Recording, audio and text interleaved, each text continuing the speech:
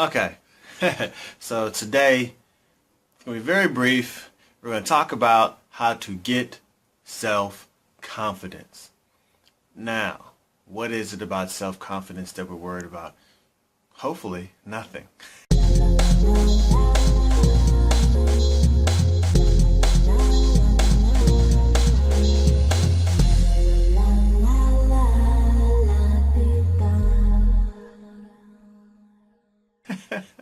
But when we finish this here, we're going to have some techniques for you on how to get self-confidence and move forward on this journey towards getting the things that we want in our life. Yesterday, we had a nice discussion about upgrading yourself and doing those certain things like your reading, your writing, and listening to your audios.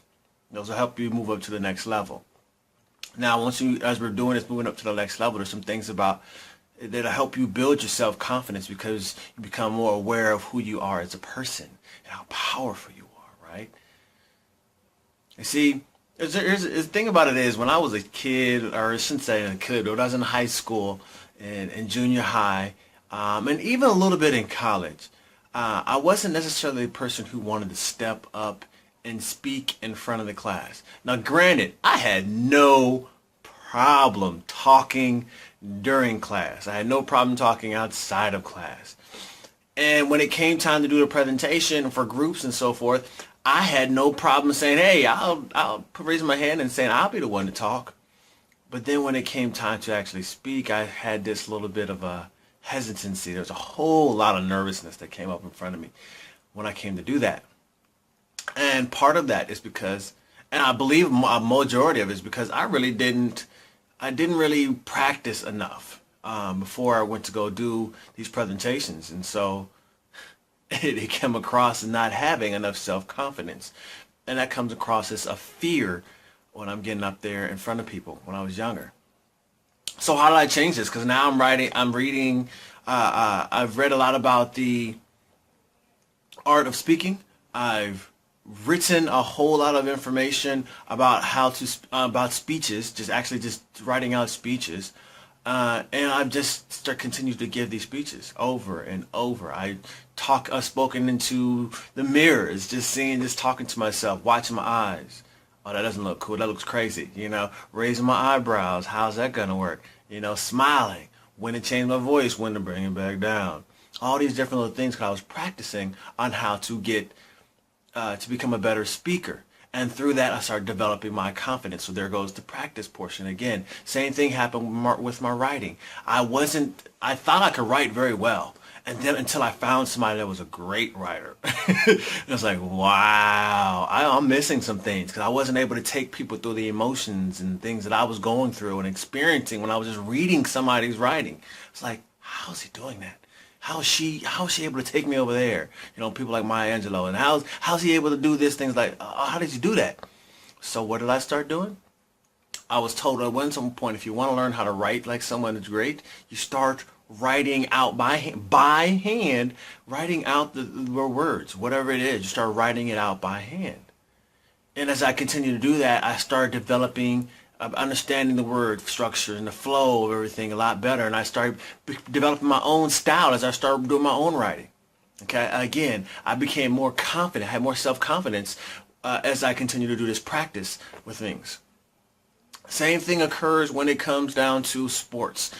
When it comes to sports, being someone of a leader on my baseball team, football team, things of that nature, or any other little athletic events I may go to, extracurricular, intramural, or just church activities, right? Doing those things, what I found out is that I've gone through this so many different practices and drills and so forth as a kid, and I've gotten to the point where I just have the self-confidence. You tell me, you show me how to do it, or what you want me to do, I can do it. Period. I just feel that way. I developed that through repetition. Okay? Now, if we take the coupling of the mindset we're doing, as we discussed yesterday, with upgrading yourself. Again, upgrading yourself begins with the mindset, but you still must start taking activities so they become ingrained in who you are as a person. And that's where the self-confidence comes in. You got your mindset from yesterday, upgrading yourself, and today we're going to learn how to get self-confidence by continue to repeat these actions. You're actually making some habits, creating some habits for yourself. Okay, so we start off with the faith. A couple weeks ago, start off with the faith. And last week we start cleansing your spirits. And then yesterday we moved into going into upgrading yourself, which is your mindset. And today we're moving into the activity portion. Again, yesterday is an activity. Today's an activity. Tomorrow we're going to bring it all back together with how our mindset, shifts in our activities will create paradigm shifts for us. Okay, so that's all for today. Again, just continue to repeat do the things that you're looking at somebody as a mentor, you look at somebody who has more experience in the things that you want to do, and you just copy exactly what they're doing until you develop your own style. It's as simple as that. And you will build your own self-confidence. So we're going to move on today, and we're going to put this under storytellingoverselling.com/get self-confidence. Again, that's storytellingoverselling.com/get self-confidence. Again, now like this video if you found some value in it, and be sure to subscribe to the channel. All right, talk to you tomorrow.